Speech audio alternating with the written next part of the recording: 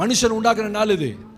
Very good. அப்பா, அந்த அளவாவது புரிஞ்சு வச்சிருக்கீங்களே இல்ல?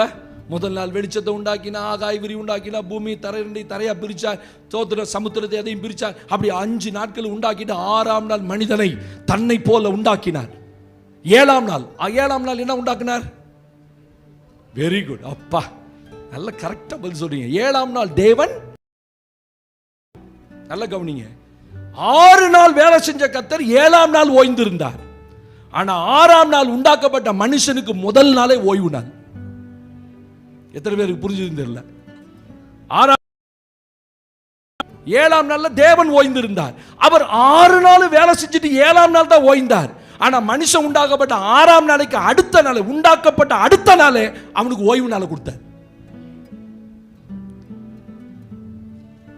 இல்ல? சிருஷ்டித்த தேவன் 7ஆம் நாள் ஓய்ந்தார். படைக்கப்பட்ட 6ஆம் நாள் படைக்கப்பட்ட மனிதன் 7ஆம் நாள் அவருக்கு ஓய்வு நாள். இவனையும் ஓய்ந்திருக்க பண்ணினார். உனக்கு ரெஸ்ட் தரம்பா. நமக்கு முதல் நாள் வேலை நாள் அல்ல, முதல் நாளே ஓய்வு நாள். ஆமென்.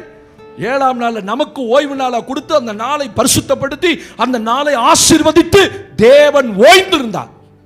அவர் ஒரு நாள் வேலை செய்யல. இது கொஞ்சம் கடினமான உபதேசம் தான், கொஞ்சம் கஷ்டம் தான். நீங்க 7ஆம் நாள் தேவனுக்குரிய நாளை நீங்க வேலை நாளாக்கி செய்ய வேண்டிய கடமைகளை செய்து போக வேண்டிய இடத்துக்கெல்லாம் போய், ஸ்தோத்திரம், எவெல்லாம் வியாதியா இருக்கான், எவெல்லாம் பலவீனமா இருக்கான், எவெல்லாம் கருமாதி வச்சிருக்கான், எவெல்லாம் மூக்கு குத்துறான், எவெல்லாம் காது குத்துறான், ஸ்தோத்திரம், எல்லா வீட்டுக்கும் போய் உங்க சூழ்நிலைகள், நான் என் சூழ்நிலையை பிரசங்கம் பண்ணணும், நீங்க உங்க சூழ்நிலை செய்றீங்க. ஆமென். அப்படிதானே? உங்க சூழ்நிலை எனக்கு தெரியாது, ஆனா நான் என் சூழ்நிலை நான் பிரசங்கம் பண்ணி. அப்ப வேதம் என்ன சொல்லுது?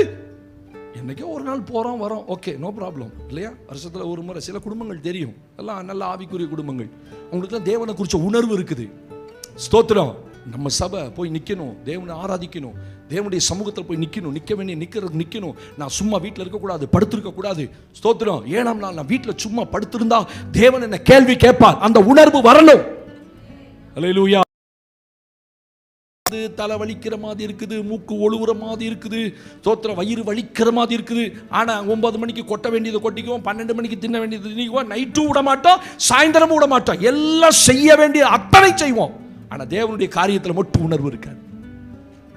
தேவனுடைய ஆலயத்துக்கு வரணும், தேவன் என்னை தேடுவார், அவர் சமூகத்தில் வந்து நிற்கணும், நான் தேவனுடைய முகத்தை பார்க்க வேண்டியதுங்கிற விஷயத்திலையும் உணர்வு இருக்கணும். தேவனுக்கு அடுத்த காரியத்தில் உனக்கு உணர்வு இருந்தா நீ உயிரோடு இருக்கன்னு அர்த்தம்.